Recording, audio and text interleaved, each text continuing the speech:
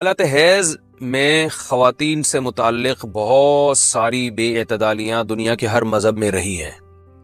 یہودی کیا کرتے تھے کہ حالت حیض میں عورت سے بالکل کنارہ کشی اختیار کر لیا کرتے تھے، اس کے قریب بھی نہ جانا، اور کھانا پینا بھی الگ اور جھوٹا بھی الگ۔ تو بعض مذاہب میں کوئی فرق ہی نہیں تھا کہ حالت حیض اور پاکی کے ایام میں۔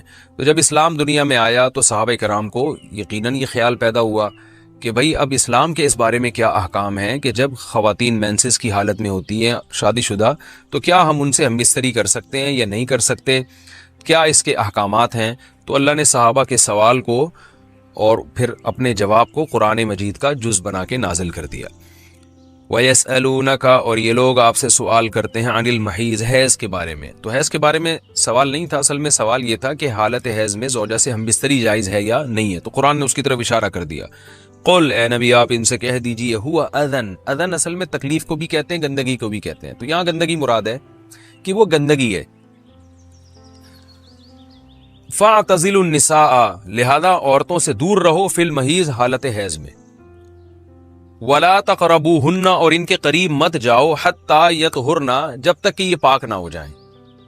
تو اس میں قرآن مجید نے جو لفظی ترجمہ ہے وہ قرآن کی آیتوں کا یہی ہے کہ ان سے کنارہ کشی اختیار کر لو، لیکن احادیث سے ہمیں پتہ چلتا ہے کہ یہاں کنارہ کشی اختیار کرنا یہ کنایہ ہے ہم بستری کرنے سے، یعنی ان سے ہم بستری کرنا تمہارے لیے جائز نہیں ہے۔ کنارہ کشی سے وہ جو یہودی کر لیا کرتے تھے وہ مراد نہیں ہے یہاں پہ، اور اس کی تفصیل احادیث میں۔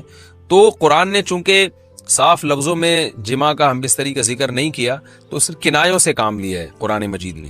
فاعتزلوا النساء، ان سے اعتزال کرو، یعنی دور رہو ان سے۔ دور رہنے کا مطلب صرف دور رہنے سے یہ مراد ہے، صحیح حدیث ہے، نبی صلی اللہ علیہ وسلم نے فرمایا اصنعوا کل شیء الا النکاح، حالت حیض میں اپنی زوجہ کے پاس تم جا سکتے ہو، سب کچھ کر سکتے ہو سوائے جماع کے۔ تو انٹرکورس جو اسے کہا جاتا ہے وہ حلال نہیں ہے۔ تو باقی نبی صلی اللہ علیہ وسلم نے فرمایا کہ ایسی کنارہ کشی کہ بالکل اس کا جھوٹا نہ پیو اور بالکل دور ہو جانا، اس کی اسلام میں اجازت نہیں ہے، اور نہ بستر الگ کرنے کی ضرورت ہے۔ تو یہ سارے قرآن کے کنائے ہیں۔ کنایا کا مطلب ہوتا ہے کہ آپ صرف اشاروں میں بات کر رہے ہیں، صراحتاً بات نہیں کر رہے۔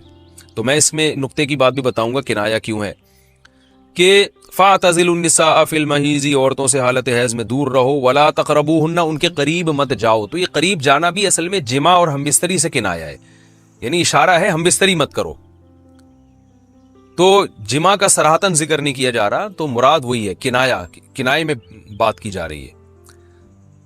ایک جگہ قرآن میں آتا ہے لا تقربوا الزنا، زنا کے قریب مت جاؤ۔ تو ممکن ہے کسی کو اشکال ہو کہ وہاں تو ہم یہ کہتے ہیں کہ زنا کے قریب بھی مت جاؤ، تو وہاں قریب نہ جانے سے ہم حقیقی معنی مراد لیتے ہیں کہ بھئی زنا ایسا کام کرنا جو زنا یعنی زنا تک لے کر جاتا ہے وہ بھی تمہارے لیے حرام ہے۔ تو وہاں تو یہ ترجمہ کرتے ہیں، تو یہاں بھی وہی ترجمہ ہونا چاہیے ولا تقربوہن، ان عورتوں کے قریب بھی مت جاؤ۔ یا مطلب کیا ہے کہ اس گھر میں بھی نہ رہو، اس کمرے میں بھی نہ رہو جہاں تمہاری جو بیوی رہتی ہے جو مینسز کی حالت میں ہے۔ تو یاد رکھیں وہاں چونکہ زنا کا لفظ اللہ نے صراحتاً ذکر کر دیا، کنایا کی اب ضرورت نہیں ہے، لہذا وہاں لا تقربو کا مطلب لا تقربو ہی ہے، یعنی قریب مت جاؤ۔ تو زنا کے قریب مت جاؤ یہ کنایا نہیں ہے، اس کا مطلب صاف کہ زنا تو دور کی بات ہے، کوئی ایسا کام بھی نہیں کرنا جو زنا کے قریب لے کے جاتا ہے۔ لیکن یہاں اللہ نے ہم بستری کے لفظ کا صراحتاً ذکر نہیں کیا، لہذا جہاں ذکر نہیں ہوتا تو وہاں اشارتاً ذکر کیا جاتا ہے، اور اشارتاً جب ذکر کیا ہے تو یہاں لا تقربوہن، یہ قرب سے خاص قسم کا قرب مراد ہے، اس سے مطلق قرب مراد نہیں ہے کہ کسی کے بھی قریب چلے جاتے ہیں۔ تو یہاں خاص قسم کا قرب مراد ہے، وہ قرب یہی ہے کہ مکمل جماع کرنا حالت حیض میں، اس کی اجازت نہیں دی جا رہی، لیکن اللہ نے اس کو گول مول طریقے سے کنائے کے ذریعے ذکر کیا ہے۔ حتی یطہرن، یہاں تک کہ وہ پاک ہو جائیں۔ تو یہ جو میں نے بتایا کہ حالت حیض میں نبی صلی اللہ علیہ وسلم سے صحیح حدیث سے ثابت ہے، اور اس پر پوری امت کا اجماع ہے، اتنی واضح احادیث ہیں بخاری اور مسلم کی اس بارے میں کہ حالت حیض میں آپ بیوی کے قریب جا سکتے ہیں، اور حیا کے خلاف مسئلہ ہے، لیکن اب ایک بات آ گئی تو بتا دوں کہ اس کی تفصیل فقہاء نے بیان کی ہے کہ جو ناف سے لے کر گھٹنوں تک جسم پہ کوئی کپڑا ڈال دیا جائے، اور پھر باقی زوجین ایک دوسرے سے جو ہے وہ ریلیشن قائم کر سکتے ہیں باقی باڈی کے ذریعے، لیکن یہ کہ جو مکمل جماع ہے وہ حلال نہیں ہے اور وہ سخت گناہ ہے۔ آگے اللہ نے ارشاد فرمایا فَإِذَا تَطَهَّرْنَا، پس جب وہ مکمل پاک ہو جائیں، فَأْتُوهُنَّ تو پھر تم ان کے پاس آؤ. اب یہ بھی دیکھیں ان کے پاس آؤ یہ کنایا ہے جمع سے. یہ نہیں کہ آپ کی زوجہ جو ہے وہ جب حیض سے پاک ہوئی ہے تو آپ اس کے پاس جا کے چائے پی سکتے ہیں, وہاں بیٹھ کے کھانا کھا سکتے ہیں, یہ مراد نہیں ہے. یہ سب کنایا اور اشارتاً قرآن بات کر رہا ہے.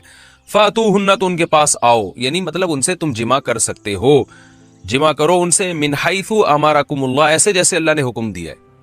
تو اس سے پتہ چلتا ہے کہ جمع کا ایک ناجائز اور حرام طریقہ بھی ہے اور ایک جائز طریقہ بھی ہے. تو قرآن بتا رہا ہے کہ جائز طریقے سے تم جمع کر سکتے ہو, ناجائز طریقے سے جمع نہیں کر سکتے. وہ جائز اور ناجائز کیا ہے وہ میں انشاءاللہ بتاتا ہوں. ان اللہ, بے شک اللہ تعالیٰ, یحب التوابین, توبہ کرنے والوں سے بھی محبت کرتا ہے, ویحب المتطہرین, اور تطہر جو ہے نا یاد رکھیں.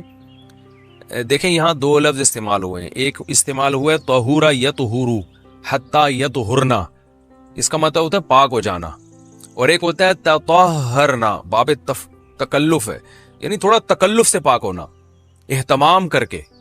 ایک پاک تو یہ ہے کہ بس چلو بھی پاک ہو گئے, ایک ہے کہ بہت یعنی پاک صاف رہنے کی بڑی کوشش کرنا.